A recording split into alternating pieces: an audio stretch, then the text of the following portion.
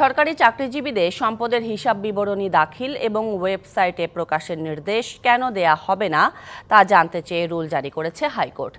একই সঙ্গে সম্পদের হিসাব বিবরণী যথাযথ কর্তৃপক্ষের কাছে দাখিলের বিষয়ে 3 মাসের মধ্যে অগ্রগতি প্রতিবেদন দিতে বলা হয়েছে।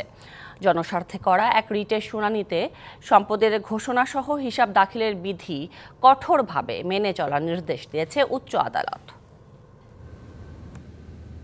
সম্প্রতি গণমাধ্যমে আলোচনা দুর্নীতির জন্য সমালোচিত হচ্ছেন সরকারি সাবেক ও বর্তমান বেশ কিছু কর্মকর্তাও।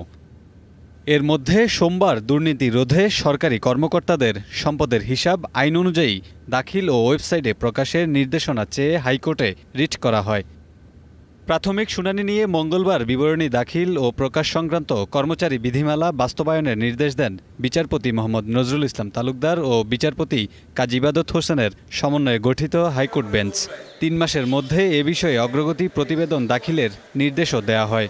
সরকারি কর্মকর্তা কর্মচারীদের নিকট থেকে তাদের সম্পদের হিসাব বিবরণী আইন অনুযায়ী সংগ্রহ করার জন্য, এবং আরও বলেছেন যে তারা যেই সংগ্রহ করার সম্পত্তির হিসাব বিবরণীটি শুরু করেছেন সেই মর্মে একটি প্রগ্রেস রিপোর্ট আগামী 3 মাসের মধ্যে মাননীয় আদালতে দাখিল করার জন্য একটি নির্দেশনা প্রদান করেছেন। নগদের কাছে সব গ্রাহকই প্রিয়, তাই তো সারা দেশে ক্যাশ আউট চার্জ সবচেয়ে কম।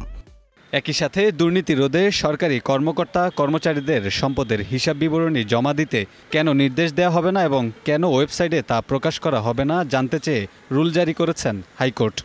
যে কোনো এবং দুর্নীতি মানি লন্ডারিংয়ের বিরুদ্ধে যে কোনো পদক্ষেপে রাষ্ট্রপক্ষের সায় আছে, এবং যেহেতু আইন আছে সম্পদ বিবরণী জমা দেওয়ার, এটা কমপ্লাই হোক সেটা যেই পদ্ধতিতে হোক।